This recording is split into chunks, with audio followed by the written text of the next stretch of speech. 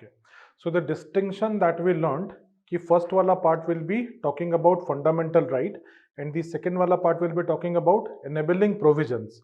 As such, the first part will be talking more about in the language of equality before law and the second part will be talking about in the language of equal protection of law. So the same thing will continue for Article 16 as well. Fine. Now see, Article 16 is basically comes under the same right to equality, but here the provisions further narrow down to public employment. Okay, so Article 16 clause 1 says that there should be equality of opportunity as far as public employment is concerned. Okay, equality of opportunity. That's a basic proposition that the resources of a country belongs to the citizen. As such, everyone has got its fair amount of share on it. So Article 16, first clause 1 talks about equality of opportunity. Okay. The second clause, that is Article 16 clause 2, rather talks about on what basis the discrimination would not be done. Okay, so it says that no citizen can be discriminated against or be ineligible for any employment or office under the state on the grounds only of religion, race, caste, sex, descent, place of birth or residence. So when you compare it with Article 15, you will see just one parameter adds to it. What is that? Residence. So our RCPS plus residence हो जाएगा यहाँ पे, ठीक है? And again, the same proposition what we learnt in Article 15 would come over here as well. It means discrimination and only. So these 6 grounds would not be the sole grounds of discrimination. If apart from these 6 grounds, there is another ground, the 7th one, on which there is a discrimination, then that discrimination is valid added to any other ground given over here. So Article 16, 1 and 2 talks about equality before law. These are the two fundamental rights given in Article 16. Okay. Now, there are 4 main exceptions as far as the Article 16, that is equality to opportunity, is concerned. 4 exceptions. As we learned that residence has been added as a another parameter. So one exception would come from that. And we know that it is Parliament only who can legislate over matters of fundamental rights so that there will be uniformity throughout India. Fine. So the first exception is, that is Article 16 clause 3. It states that the Parliament can prescribe residence as a condition for certain employment or appointment in a state or union territory or local authority or other territories. It simply means that the Parliament is empowered. The Parliament is empowered to make a discrimination based on residence. Okay. Now let me tell you, because of the bad socio-economic condition in the earlier state of Hyderabad, the Mulk, the one who was ruling it, what he did, he reserved all the class 3 and class 4 posts for the resident of the particular state. So no one could apply for a class 3, class 4 post for that particular state. That was done in order to empower the socially, educationally backward people. Now, when the Constitution came into being and Article 16 came into being, that particular Mulk rule was invalidated. But then there was still prevalence of the same backwardness there. So the government of India or the Parliament passed a enabling legislation in the name of that particular state, which gave reservation to the resident of that particular state for a period of 10 years. Okay. So by nature, the laws which will be given over here have a sunset clause. Okay, reservation generally have a sunset clause. Reservation cannot continue for eternity. So every time there is a date on which it will be ending. Okay, so Parliament did that. Now, if we'll talk about Article 16, Clause 4, you will see that the state can provide for reservation of appointments or post in favor of any backward class that is not adequately represented in the services. Now, this is the clause from where the idealistic instrument of positive discrimination emerges, or this is the part given in the constitution which empowers the state to reserve seat, or reservation comes as a result of Article 16 Clause 4. Okay, what does it say?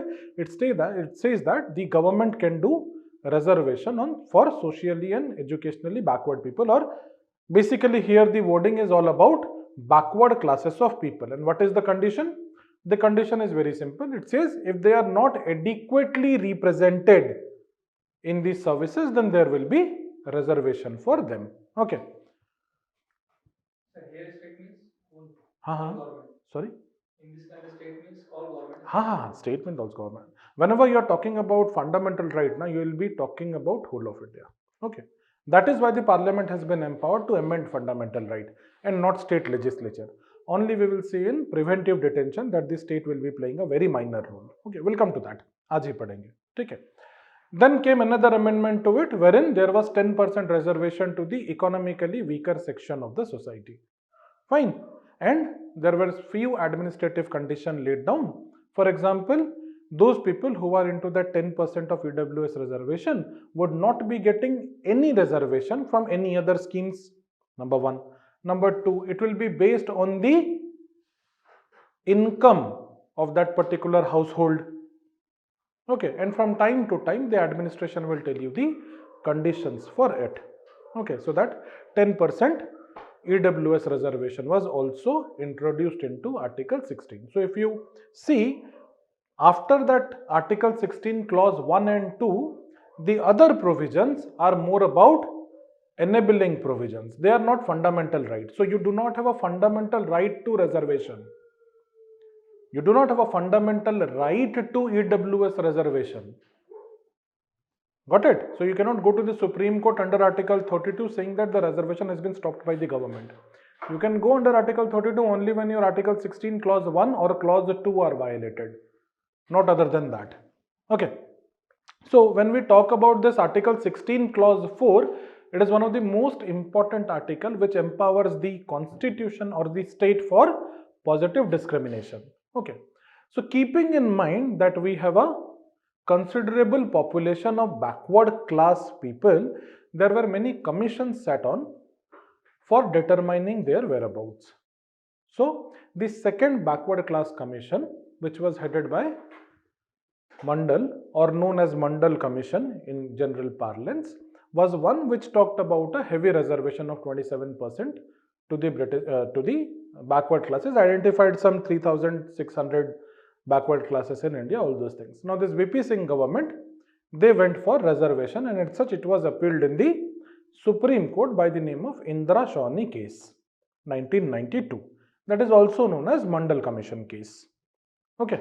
Now you just need to know a few of the things. As such, Indra Shawni case is not a case which will be directly asked in the prelims exam, but you need to know few of the provisions that was determined by the Supreme Court in this particular case.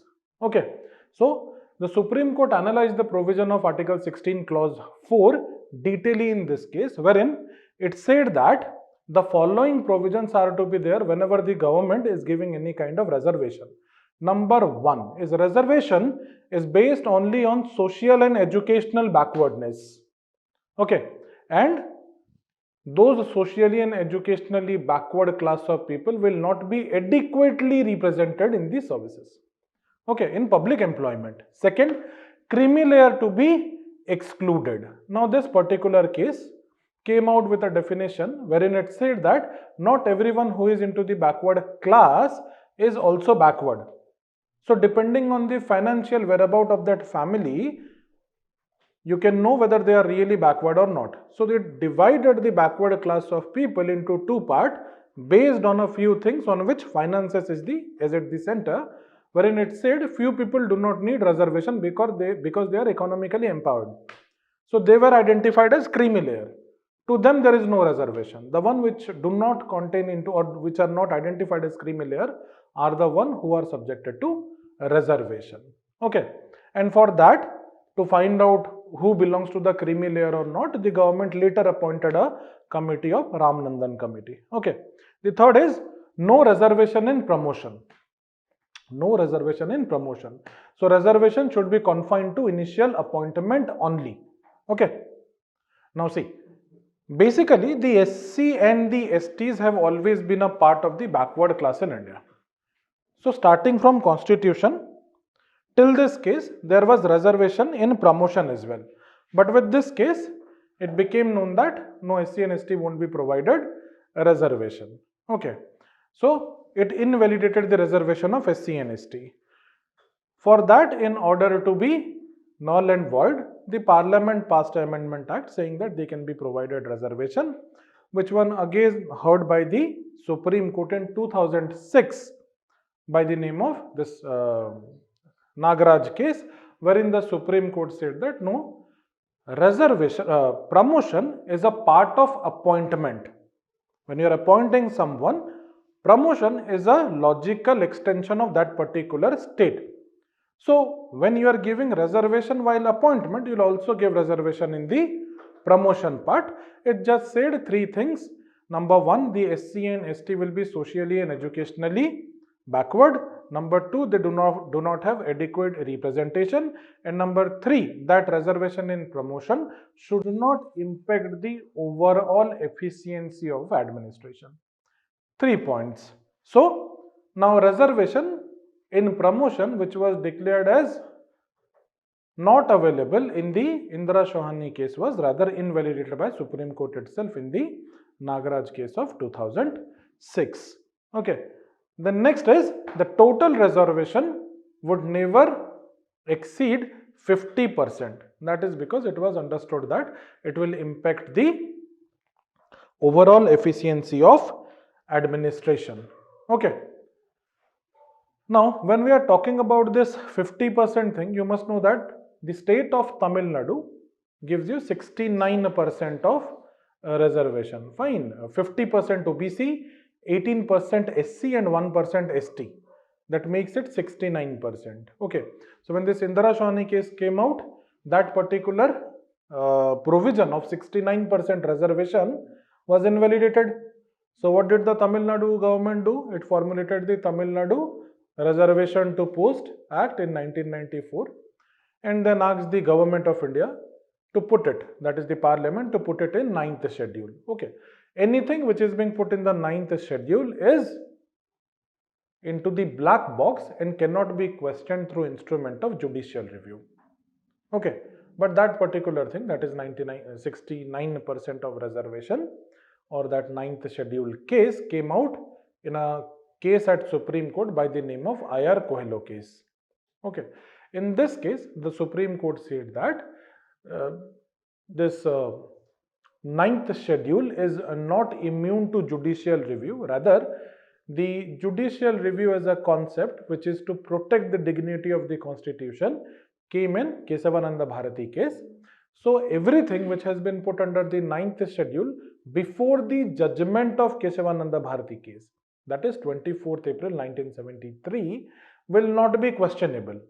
And every other thing which has been put in that particular schedule post that date can be questioned on the basis of basic structure doctrine. And if it is anyway infringing the basic structure doctrine, it will be ruled as null and void. Fine. So that particular provision of this Tamil Nadu government for giving reservation of 69% has been challenged in the Supreme Court. Fine.